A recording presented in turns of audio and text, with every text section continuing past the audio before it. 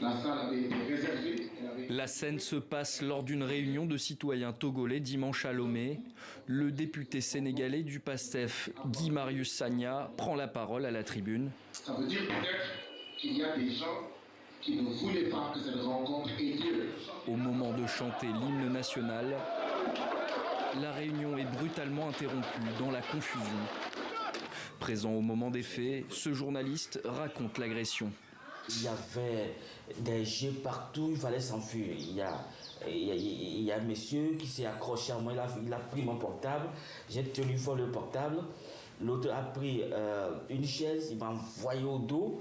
Plusieurs personnes ont été blessées, dont Guy Marius Sagna, en visite au Togo à l'occasion d'une session extraordinaire de la commission du Parlement de la CEDEAO.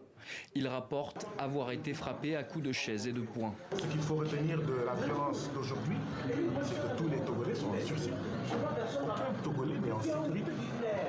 Parce que quand on bastonne un parlementaire de la CEDEAO qui a une immunité et qui est en session ici au Togo, ça veut dire qu'on peut bastonner tous les Togolais. En juillet, au Parlement de la CEDEAO, le député avait critiqué ouvertement le gouvernement togolais et dénoncé une dérive autoritaire. Le ministère des Affaires étrangères sénégalais a publié dimanche un communiqué dans lequel il condamne l'agression et demande qu'une enquête soit immédiatement diligentée.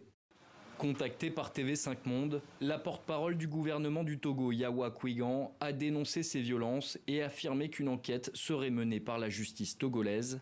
Cette députée de l'opposition fait partie des blessés. Elle dénonce la passivité des forces de l'ordre au moment de l'agression.